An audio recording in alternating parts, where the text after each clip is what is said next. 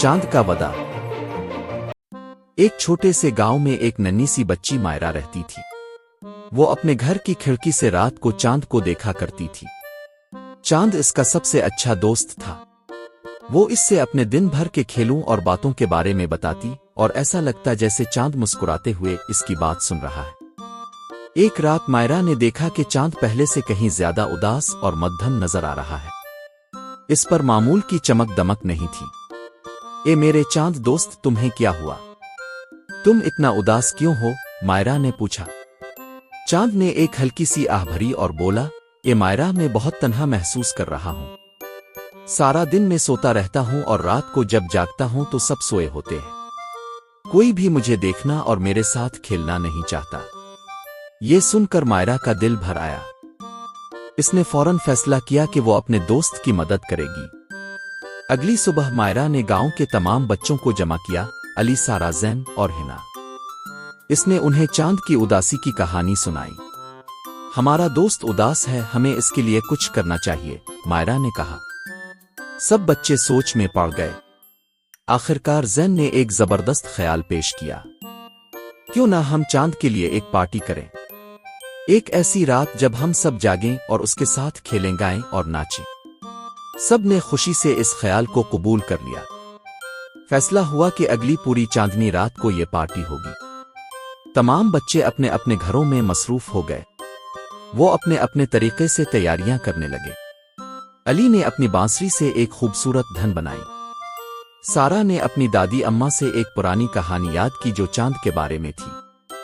हिना ने अपनी उम्मी के साथ मिलकर चांद की शक्ल की मिठाइयां बनाई और जैन ने अपने अबू की मदद से कागज की खूबसूरत लालटेनें बनाई। आखिरकार पूरी चांदनी रात आई। चांद आसमान पर अपनी पूरी रौनक के साथ चमक रहा था। गांव के सब बच्चे एक बड़े से खिले मैदान में जमा हुए। उन्होंने लालटेनें रोशन की मिठाइयां रखीं और एक दायरा बनाकर बैठ गए। जब मायरा ने इशारा किया, अली ने अपनी मीठी बांसुरी बजानी शुरू की।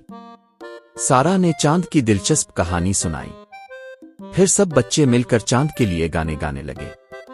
ओ चांद, मीठा चांद, तेरा चेहरा है गोल, हम सब हैं तेरे दोस्त, दूर हो तेरा गम। वो गाने गाते, नाचते और खेलते रहे। चांद आसमान पर चमकता रहा।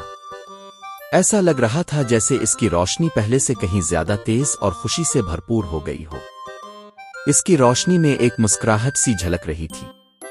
चांद ने मायरा की तरफ देखा और बोला, शुक्रिया मेरे प्यारी दोस्त, तुमने मेरी तन्हाई खत्म कर दी।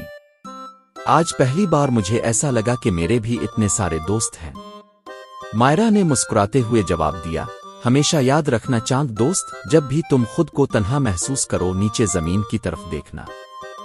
हम में से कोई ना कोई जरूर तुम्हें देख रहा होगा, तुम्हारे साथ खेल रहा होगा, तुम्हें अपना दोस्त याद कर रहा होगा।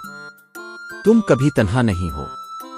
इस रात के बाद से गांव में हर पूरी चांदनी रात को चांद की पार्टी मनाई जाने लगी और चांद हमेशा पूरे जोबन और खुशी से चमकता, क्योंकि अब इसे मालूम था कि इसके बेशुमार दोस्त इसका इंतजार कर रहे हैं। और सबक, हमेशा अपने दोस्तों का ख्याल रखो, चाहे वो बिल्कुल करीब हों या आसमान पर चमकते हों। एक छोटी सी मोहब्बत और दोस्ती की हरकत किसी के चेहरे पर मुस्कुराहट ला सकती है।